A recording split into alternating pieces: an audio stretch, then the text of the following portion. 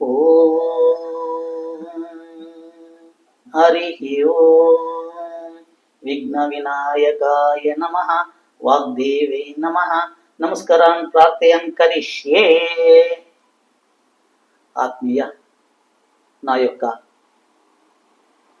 హిందూ ధర్మ రక్షకులు, సనాతన ధర్మ రక్షకులు, ప్రపంచంలో ఉన్న మానవాళికి అందరికీ నా యొక్క హృత్పూర్వక ప్రణామం. నేను మనిషి ఎలా బతకాలా, ఎంత బతకాలా, నేను ఎలా ఉండాలా, స్వార్థం ఎంత ఉంది, ఎంతున్నా చాలదు అనే యొక్క భ్రమలో మనమంతా బతుకుతూ ఉంటాం. అందరూ పరమాత్మను మనము కోరుతా ఉన్నప్పుడు ఎన్ని రకాలుగా కోరుతామంటే ఆ పరమాత్మే పారిపోతాడు. ఇప్పుడు ఒక ఉదాహరణకి ఒక కంపెనీ మేనేజర్ ఉంటాడు అనుకోండి, పెద్ద కంపెనీ ఓనర్ అనుకుంటాడు అనుకోండి. ఆ కంపెనీ ఓనర్కి మనం ఎవరైనా పోతాం అనుకోండి, పోయిందా నాకు ఫోన్ కావాలప్ప అనుకుంటాం అనుకోండి. ఆ కంపెనీ ఓనర్ మనకు పాత పర్చేస్, ఆ పర్చేస్ కాబట్టి ఆ యొక్క దీంతో మనము ఆయన పై నాకు ఒక ఫోన్ కావాలని అడుగుతాం అనుకోండి. ఆయన పొనిస్తాడు అనుకోండి. ఆ పొనిచ్చినాక వాడిని మళ్ళీ ఎన్నడతో మనకే తెలియదు. ఆ పొనిచ్చిన ఓనర్ ఉంటాడో అంటే మనకి ఉద్యోగం ఇచ్చిండే ఆ యొక్క యజమాని ఉంటాడో లేదో తెలియదు, కానీ మనం అడిగే ప్రశ్నలు అన్ని ఉంటుంది. ఈ యొక్క ఇప్పుడు జరుగుతూ ఉన్న వ్యవహారంలో ఎంతున్నాను చాలదు పరమేశ్వరుడు నాకు ఈలే, నేను ఎంత కోరినా ఈలే, ఆ దేవాలయం పోయినా, ఈ దేవాలయం పోయినా, ఆ గురువులు తెరిపోయినా, ఈ గురువులు తెరిపోయినా, నా యొక్క కోరికలు తీరలేదు. మళ్ళీ వాళ్ళు మన గురువులు వాళ్ళు ఎవరో చెప్పి, ఈ గురువులు ఏమో చెప్పి, ఆ శాస్త్రం ఏమో చెప్పే, ఈ శాస్త్రం చెప్పే అనుకొని పరిగెత్తనే ఉండం.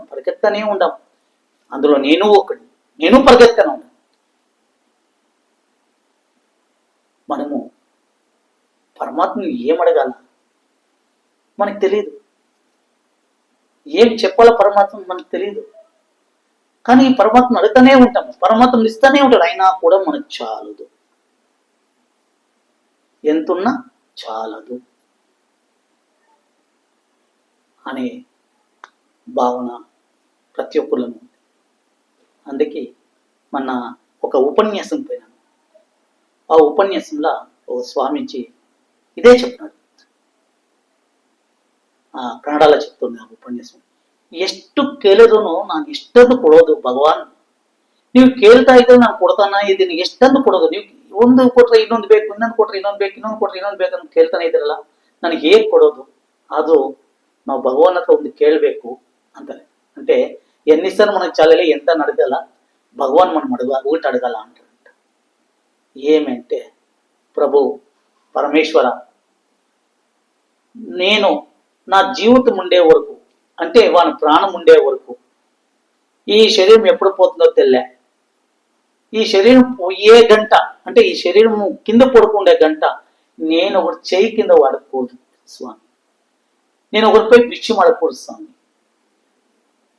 ఆ యొక్క వరం నాకు ఇయ్యప్ప. నేనైతే 10 మందికి పెట్టాలా, కానీ నేను 10 మంది భిక్షమైతే ఎప్పుడు నాకు ఇయ్యదప్ప అని పరమాత్మను అడగాలంట.